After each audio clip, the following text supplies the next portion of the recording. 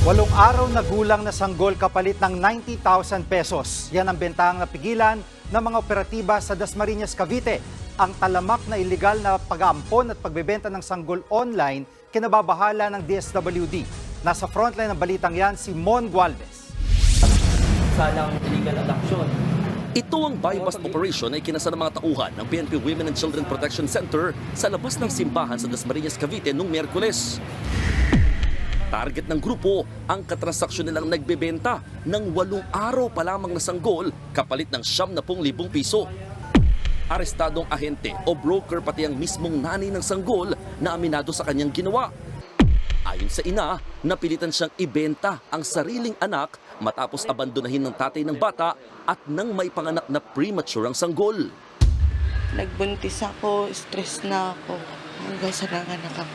Nagkasakit yung anak ko, doon ko naisipan. Benta ko yung anak ko. Para din sa kanya. Mula Tondo, Manila, dumayo pa sa Dasmariñas ang nanay ng sanggol para makipagtransaksyon. Inabot din daw ng 2 linggo ang deal.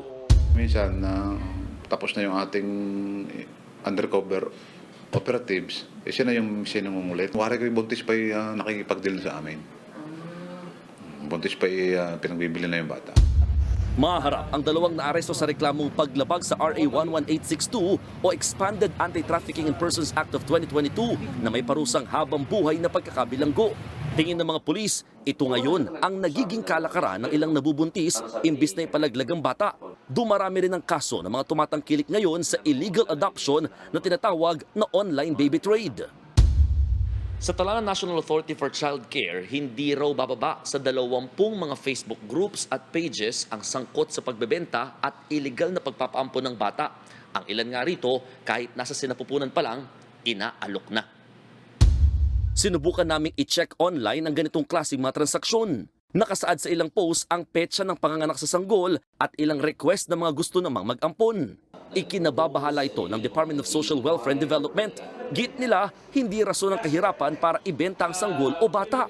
This is a cruel form of child exploitation, at the same time a cruel form of human trafficking. Innocent or non-innocent, any type nga of conduct of adoption outside the supervision or outside the guidelines ng NACC is a crime. Pagbibigay diin naman ng National Authority for Child Care o NACC, may legal na pamamaraan sa pag-ampon. Pinadali na nga raw ito at wala ring bayad. Kung dati ay dumadaan pa po sa korte, umaabot hanggang mga 5 hanggang 10 taon. Ngayon po ay 6 to 9 months na lang po ang ating proseso kung ang requirements po ay kumpleto. Kabilang sa mga requirements para mag-ampon, ang application form mula sa NACC, birth certificate, medical at psychological certificate ng aampon, pati na ang NBI clearance, proof of income at pagdalo sa adoption forum. Sa ngayon, nakikipag-ugnayan ng NACC at DSWD sa Facebook para masawata ang illegal na pag-ampon online. Nagbabalita mula sa Frontline, Mon Gualvez, News 5. Mga kapatid, Jiggy Manikad po, iba na ang may alam at may pakialam sa panahon ngayon. Para sa konkreto, kumpleto at komprehensibong balitaan sa Frontline, mag-follow at mag-subscribe sa social media pages ng News 5.